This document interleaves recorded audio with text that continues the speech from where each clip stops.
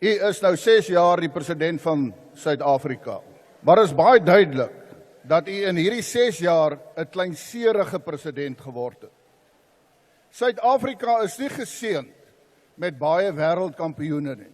U het die Springbokke geluk gewens en 'n paar ander goeie prestasies op wêreldvlak, maar u het nagelaat om vir Du Plessis 'n wêreldkampioen geluk te wens. Dis kleinserigheid van u, want hy het eintlik gesê en kritiek uitgespreek wat die meeste mense van Suid-Afrika weet, maar blykbaar weet u dit nie. Nou ek wil vir Du Plessis in hierdie parlement sê, baie geluk met jou wêreldtitel. Dis harde werk, baie dissipline en hard oefen. I think it's just natural that the president will look over his term, and I want to say today to him, Honourable President, what is your legacy? What's your legacy as President of South Africa? And therefore we must go and look at the real facts. And if we go and look at the economy, we will see that when you became the president in 2018, the growth rate, the economic growth rate was 1.3%. Last year, it was 0.9%. So under your leadership, the economy retreated backwards, causing havoc for the people of South Africa. We had a meeting with you as leaders on Eskom, and you yourself said, 20 years ago, Eskom was seen as one of the best electricity utilities in the world. Who destroyed Eskom? The ANC destroyed Eskom. You were in charge of the war room to end load shedding. You failed. When you became president in 2018, the local currency against the dollar was nothing else than 11 Rand 55.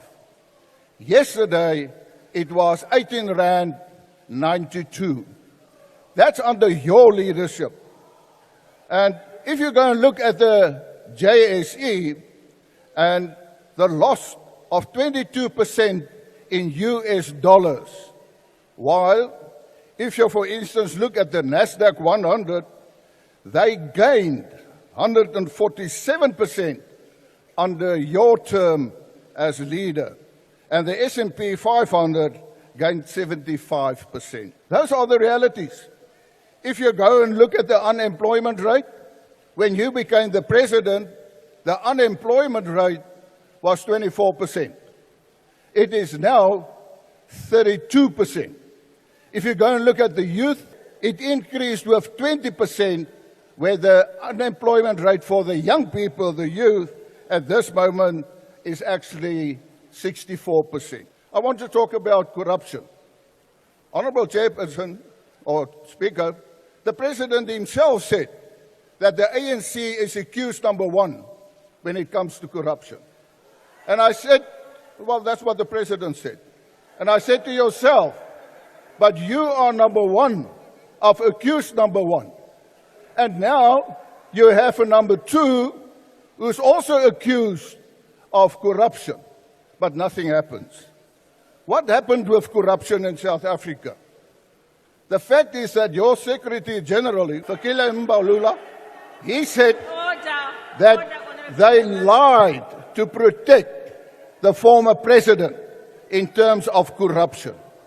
They misused, the ANC misused its position to defend and to protect the previous president.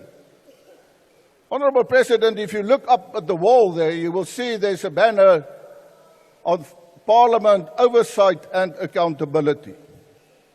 There was no accountability. There was no oversight. And it comes to you as well, as the next president after Zuma. When they came to the Pala issue, it was this ANC in Parliament who protected you. Why? You said you did nothing wrong. Why didn't you come forward and be accountable to the people of South Africa?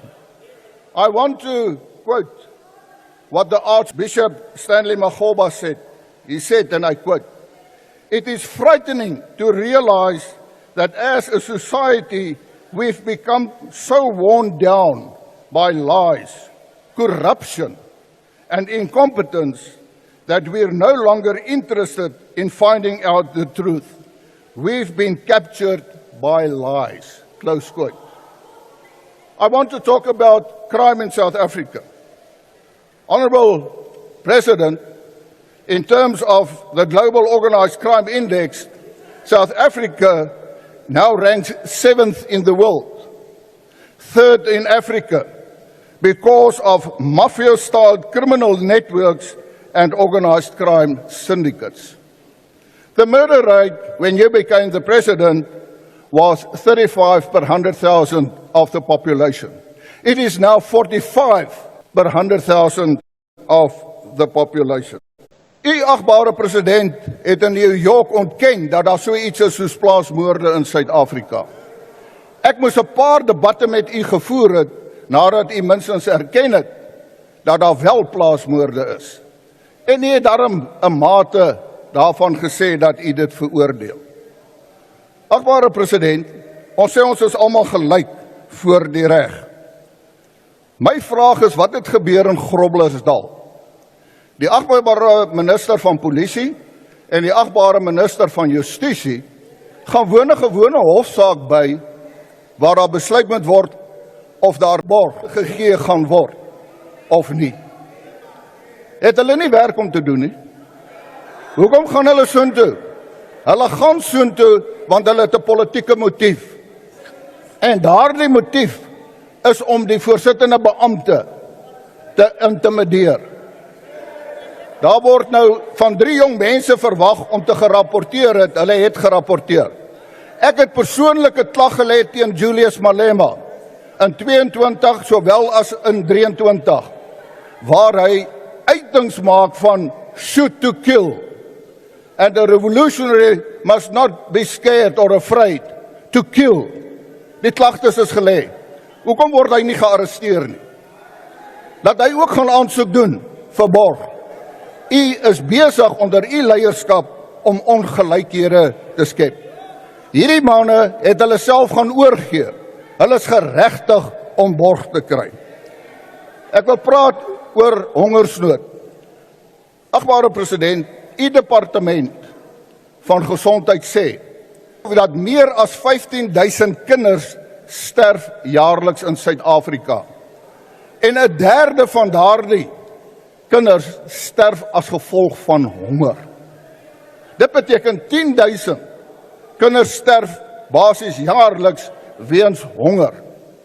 In KwaZulu-Natal, noord van Durban, is daar kinders wat sand eet sodat hulle net kan voel hulle het iets in hulle maag. But you, Honorable President, you have a plane named Inkwazi, and I want to say that there's also a restaurant in that plane, the Inkwazi restaurant, where you wine and dine at a rate of 24,000 rand per person.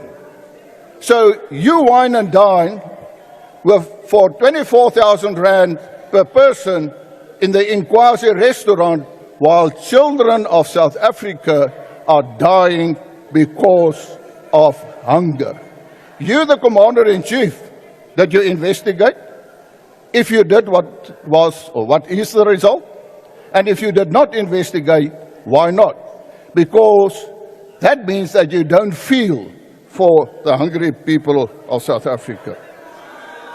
I want to say, and I again want to quote what the Archbishop said. He said, "Meanwhile, as politicians begin to realize they may not be in power after the next election, their deception, scams and fraud grow more blatant by the day as they grow hungrier and hungrier for the ill-gotten proceeds of power.